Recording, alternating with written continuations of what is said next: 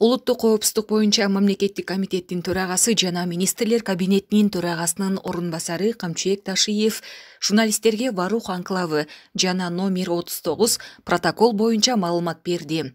Ташиевдин билдирүүсүнө караганда, номер 39 протокол боюнча айрымдар ар кандай кептерди айтып, ушактар тарап жатат. 39 протокол боюнча маалымат берип коесуздар. Орукка барган жолдун аралыгы канча болот, анын статусу кандай болот, анан кайсы тарап турган? Мына ушул 39 протокол боюнча ар ким ар түрдүү спекуляция кылып атат да.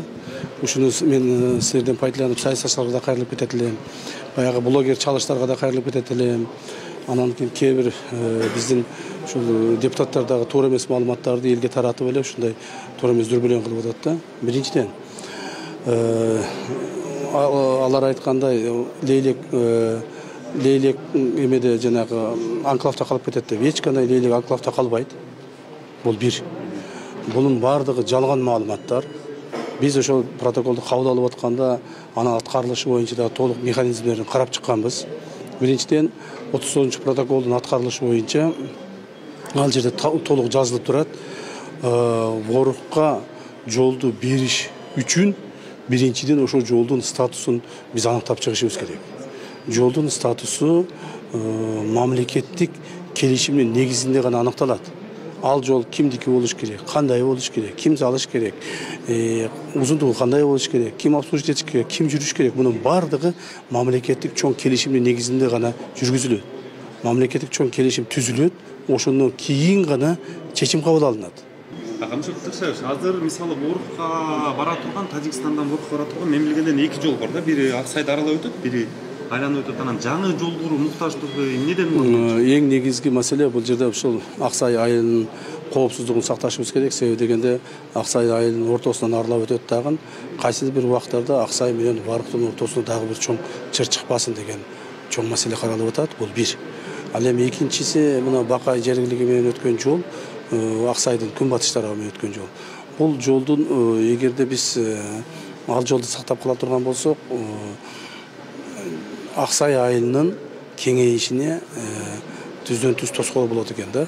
Аксай айылы эки жактан, бир жагынан Аксай суусу турат, экинчи жагынан ошо жолдун эгерде биз апрелетип кое турган болсок, Аксай айылынын кеңейишине түздөн түз тоскоол болот. Себебинен Аксай айыл кеңейиш керек. Ал жерге элдер барып жашаш керек. Балдарыбызга көптөгөн үйлөрдү салышыбыз керек. Мына азыр эле биз да үйлөрдү салып атабыз. Ошондуктан бул маселе ушундан келип чыгып атат да. Бул биринчиден. Экинчиден, ошол биздин ушу жогору жагыбызда жашаган Варух айылы боюнча, Варух айылына кайсы бир деңгээлде баары бир биз жол беришибиз керек. Алар ошол жака өтүш керек, катташ керек, алардын да коопсуздугун караш керек, өткөндөрдүн. Биздин өзүбүздүн ошол элдин коопсуздугун карашыбыз керек. Ошондуктан бул жолдун статусун буюрса статус данной дороги будет определяться государственным соглашением.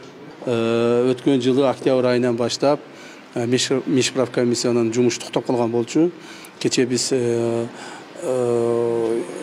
Тажикстандын ГКМСынын башчысы Ятим экөөбүз мындай жумушчу жолугушуу өткүзгөндөн кийин ошо Межправ комиссиянын жумушун кайрадан баштай турган болдук. Бир аптадан кийин Межправ комиссиянын жанагы границаны описание кыла турган тобу, жумушчу тобу майты жергилигинен баштап ишти баштайт. Эмне себептен токтоп калды деп Эки жактын пикир келишпестигинин негизинде токтоп калган. Чек аранын бүтмөйүнчө мындай жаңжалдар боло берет тургандыгына баарыбыз көзүбүз жетип атат да.